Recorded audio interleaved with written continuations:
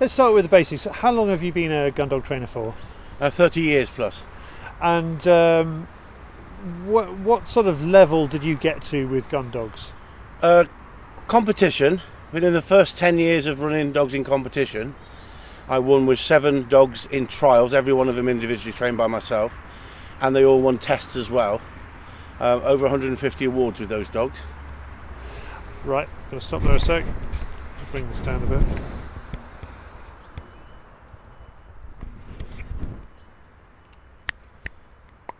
That's better. So this took us up to about 2000 and probably 15 years ago, up to 15 years ago roughly, that I pulled out of the trialing scene because of a number of reasons, corruption being one of them. So you accuse the trialers of corruption? I actually exposed a number of A panel judges and B panel judges with corruption. I actually got banned for 10 years from a single club in Cornwall. I've been reinstated to that club and I've been cleared of any wrongdoing, but it took 5 years to clear my good name. So would you do that again? In hindsight, I thought I was good enough and proved myself in the field as in the Gundog world. I'd got a good reputation as a trainer, and I felt that you should be winning on merit and not on the fact of who you're in with and who you know and who you hang around with. And so I distanced myself from those people, and then they realised I wasn't willing to play that game of corruption, and that's when I exposed them to my own committee. Because of the power they had, they turned the whole committee against me, and I think I'm the only person in the country to ever get a 10-year ban for actually exposing a bunch of cheats. They tried to deny it for 5 years. Eventually it all came out. They've all left the club and moved on. One of the A panel judges is still judging. I think that's terrible, but at the end of the day, that's the way the trial system is. What they tried to do is bury it because they didn't want it to be an embarrassment for the trial world. And I didn't want to ruin the club. I didn't want to close the club down. So I said, as long as you look at the evidence, decide whether I'm guilty or not guilty of any offences. They came back after looking at the evidence properly after 5 years. The allegations made against me was unreal. You know, that I was a bully, I intimidated people. But none of that was proven. None of it was ever proven. It was just hearsay. But that hearsay, because of their positions of panel judges, got them to the point that they had power and they controlled the power with power.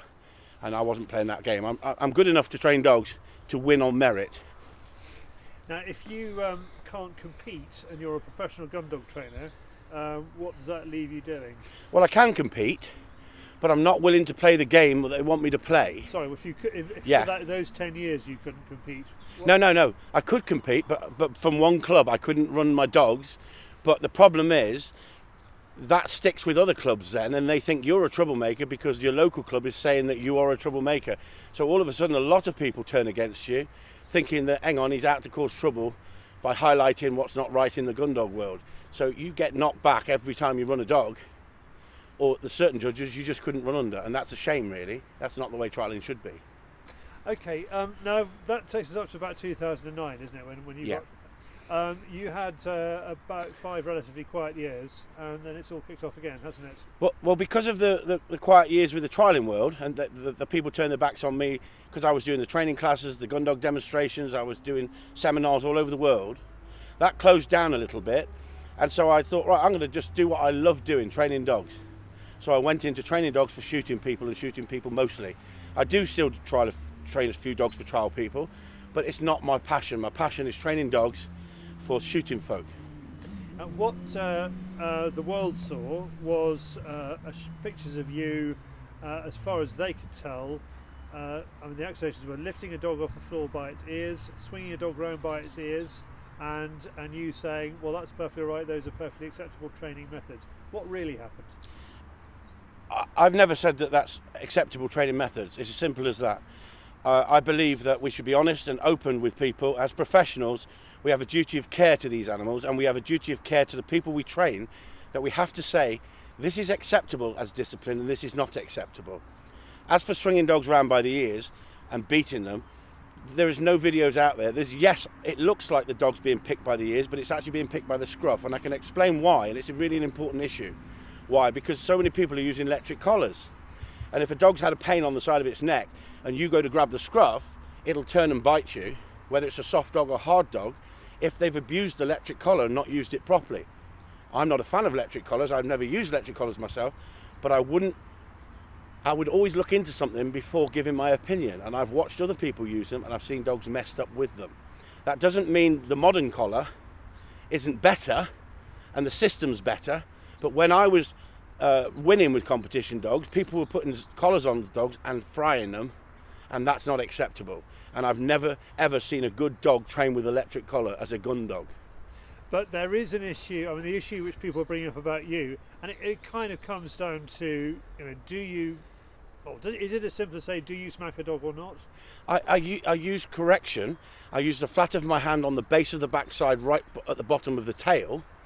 I pick a dog up by the scruff, I place it back on the spot, I use discipline. But discipline is completely different to cruelty.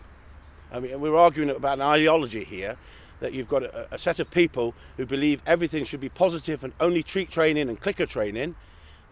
You can't go down that road for a gun dog that's going to be put under extreme pressure. So this is a kind of gun dog versus fluffy dog argument. Without fail, it's a gun dog versus fluffy dog situation, but it's created by both sides. One side trying to sell an ideology because they want customers, so they say, if you come to me, we use humane methods and only love and affection, and we kiss your dog and we stroke it and we give it treats. The other side is that the average gun dog trainer who does use discipline, who is a good gun dog trainer, who's got a reputation for being a good dog trainer, done well in competition as well as training dogs for people, they are scared to come forward and say what they really do because of the peer pressure from the fluffy gangs. Did you know, when you were putting your head above the parapet on this issue, that you were going to be the sort of the centre of the feeding frenzy, the sort of the really bit that everyone wants to go for? I think, to be honest with you, I'm very naive. I didn't realise it would be to this extent, but I'd made a calculated decision that I wanted to be honest to people. It's not acceptable to take a dog behind a shed and give it a kicking, like some people will do, on the grounds that that's training and the dog will listen to you when you come back round the corner. That is not how we should be educating people. But we shouldn't be lying to people and saying that discipline frightens dogs, worries dogs, dogs will never respond from that. My videos show that discipline works, but it's knowing how much discipline and when to give discipline. And if people aren't willing to stand up and say it, then how will people learn and move on in the future? The internet is a modern thing, really. We had books before. They never even wanted to talk about discipline in books. They skirted over it. But if you went to them for training, they'd show you discipline. And they'd show you forms of discipline that are a lot harder than we are now. And we have moved forward with our training. And we do use more humane ways of training. And I think that's a good thing. I think that's an important factor. So if we use, I personally use 95% fun-based training, like my videos show, but 5%, I can't hide the fact we use discipline. That's the difference. Is there any way of reconciling the kind of basic obedience street training and the gun dog world where you need it to do more than that, therefore you have to bring in discipline? A dog needs to learn to cope with pressure. What they're saying is you shouldn't put pressure on any animal these days, and if a dog's not learned to cope with pressure, then it gets on a shoot and it gets into the chase, you'll never stop it. And I see so many people coming to me who are lost in the gun dog world because people are not actually telling them the truth, how to train and how to get the best from the dog.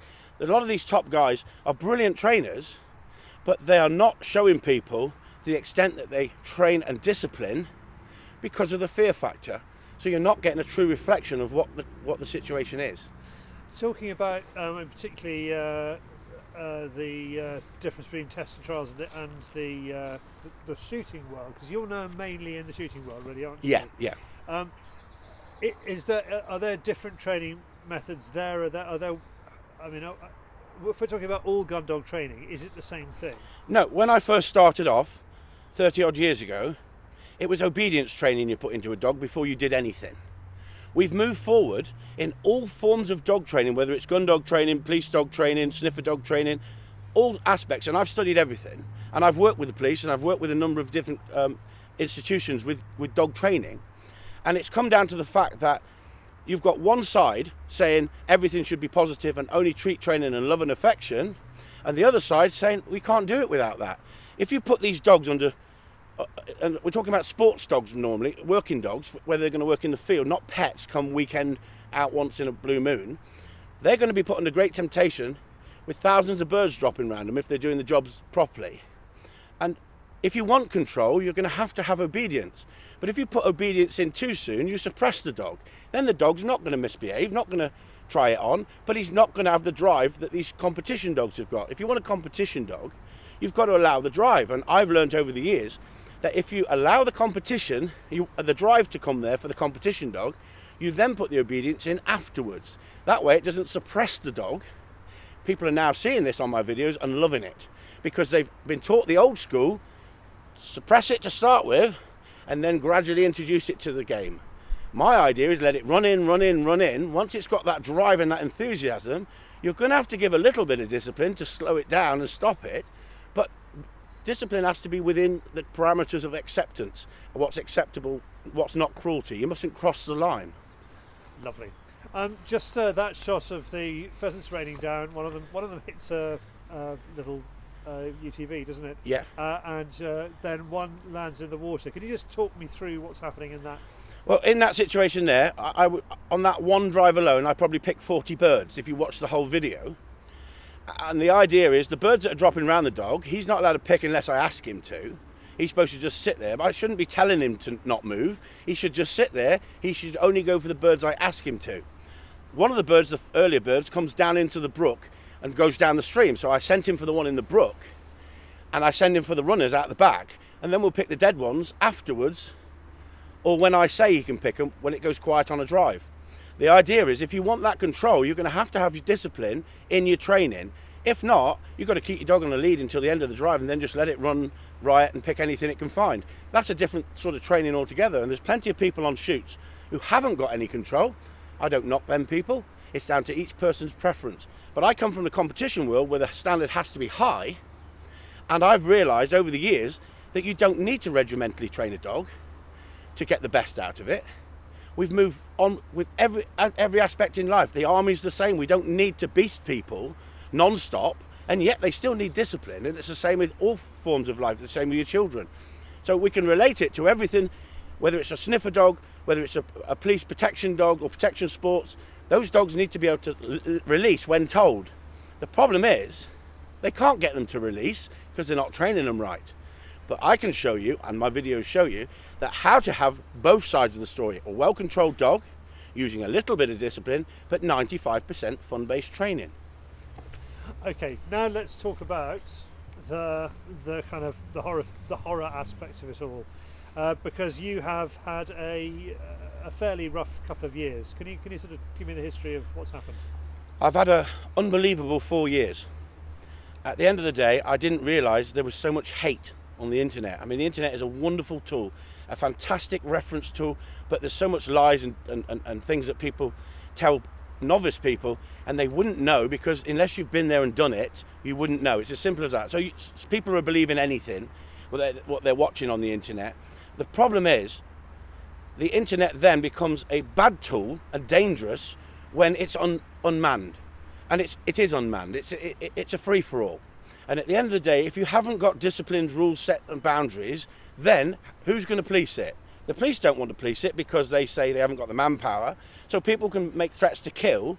They can tell people that you beat and kick dogs for a living, and it's slander, but it's cost you X amount of money to take them to court, over £20,000 for each civil law case to take somebody to court.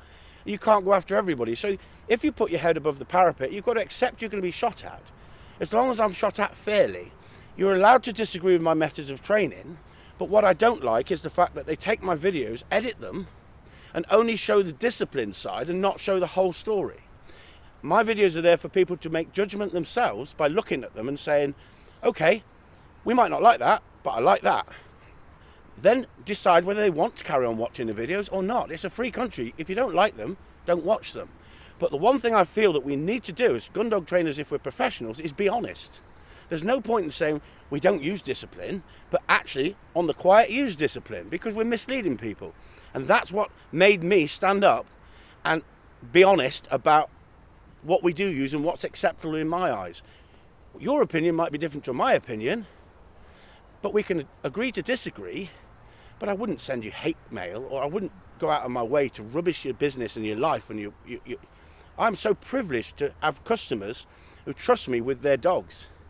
But I've lost customers because of the hatred and the slander that these people put out there. Let's just going through the nuts and bolts of what happened. When did you first learn, or when did you first feel that the internet was basically turning against you, or the people on the internet were going for you? I had a private Facebook page that was closed, and it was only there for people who train dogs. Did you close it, or was I closed it for one reason, because of antis and because of people who are against the sport of killing, and so I didn't want to upset the world. I knew I would be pushing it out there for everyone to see, and it could turn against me. So I had it closed to begin with. Then I started viewing the internet, and as the internet started progressing, people started putting up videos. They were putting up knocking birds on the head. They were putting up disciplining dogs. They were putting up using electric collars. The American market talk about it a lot, right? The English hide everything under the carpet and pretend it's not happening. And that's the problem with society. If we don't talk about it, when we lose the fact that we can use discipline, and when I talk about discipline, I don't mean punishment. This is the important thing. Punishment is completely different. If the dog's done something wrong and when he gets back inside, I then put him to bed and don't give him any food, that's punishment. He ain't going to learn from that. If you're correcting a dog at the right moment, the dog can understand and relate to that, but you can't punish a dog further down the line 10 minutes after the dog's done something wrong, because the dog won't understand. But the dog works for a social bond between you and the dog. And if your social bond is right and that dog upsets you and you use discipline or correction, then that dog says, oh, I've upset my master, I don't want to do that, I want to be on his side, and so he works to be on your side. Lovely. I want to get to your feeling about this. So presumably somebody nicked all your videos, cut them into something that was, for whatever reason, was anti-you. When did you first learn about that, and what did you think about that? About 3 years ago, they started editing my videos rather than just putting my videos up. They started editing them by cutting them, adding loads of them together, just the discipline sides, and then writing voiceover on lots of it, saying this isn't acceptable, that's not acceptable, look at that poor dog, look at this, look at that. What they don't realise, because they're not educated in the dog training, they don't realise that some dogs come to me nervous wrecks. That's not because they've been beaten, that's because of their temperaments. You've got to get them out of themselves. So old school, you wouldn't train with discipline to start with. You've got to get them on your side and get them to be, it's got to be fun. It's got to be a game that they're playing. Then you can start using discipline, and discipline works. But it doesn't work if you just bring a dog in the field, instantly discipline it, and the dog goes, hang on, I don't trust you. So you have to build that social bond. And it's so important that people aren't talking about building a social bond. Anybody can discipline a dog and knock it back and suppress it. But it doesn't mean it's doing it because it wants to do it. The skill now is to get these animals to want to do these things for us. Okay, so they've put the videos up online, and then they start spreading them around groups. Now, why is it that the Gundog world didn't say, well, that's just a normal part of Gundog training? Why did people not back you up? A lot of people do back me up on these forums and say go away, and these videos get taken down on the sensible forums. But when it comes to a forum like the Springer Spaniel or Cocker friendly site, Loving Pictures, she knows, my main hate campaigner, we call her the bunny boiler, she knows that she can post those videos on there and get massive response saying, well done, it needs to be exposed, what a wonderful person you are, a caring, loving person. So she gets on that dopamine buzz of, wow, everyone's contacting me and giving me feedback. She's got no feedback, she's got nobody really interested in her until she rubbishes other people. Lovely. What's been the sort of the actual knock-on? I know that one stage the police took away your guns, didn't they?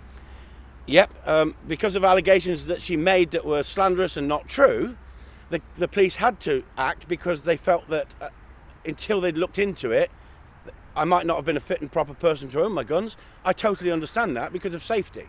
But once they'd looked into it, I think personally I should have had my guns back straight away without going to court. But it's my option then whether to fight that, and I wanted to fight it. I'd done nothing wrong. I went to court.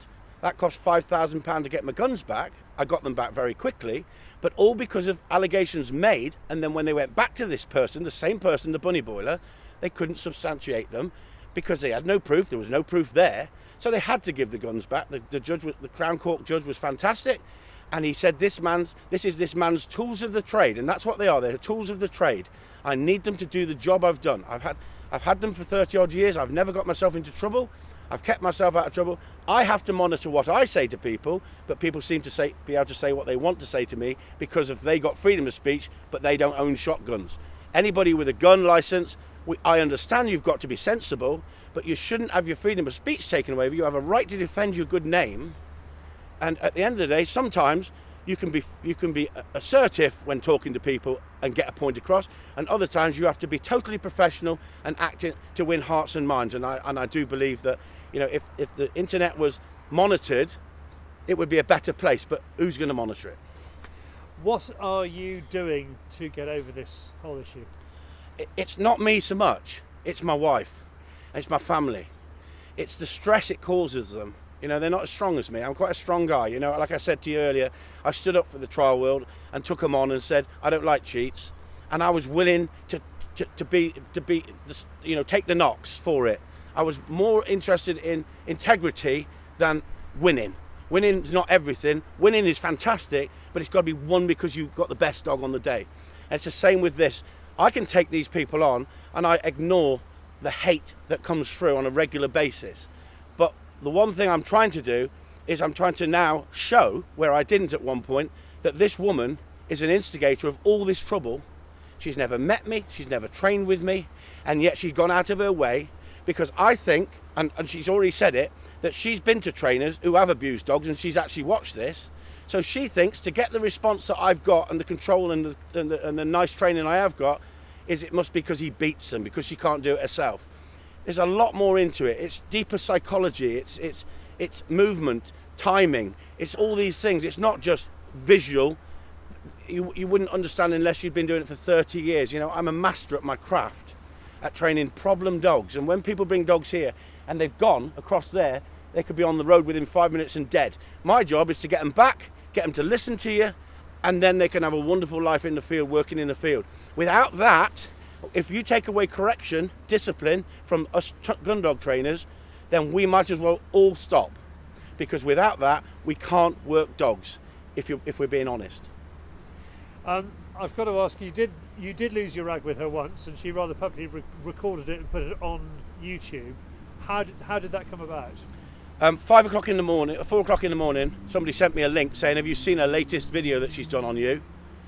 And I looked at it. I could not believe how she said I'm kicking and beating dogs. This is 2 years on this 8 campaign, and what happens is every time she puts up another video, it goes mental.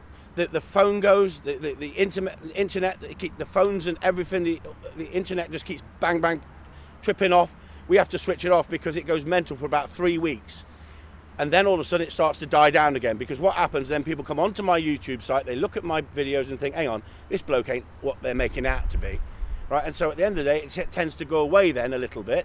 So she then brings it back out again in another about 8-9 months with another video. So each year, and she's trying to work out where she can post a video to get major attention from other people.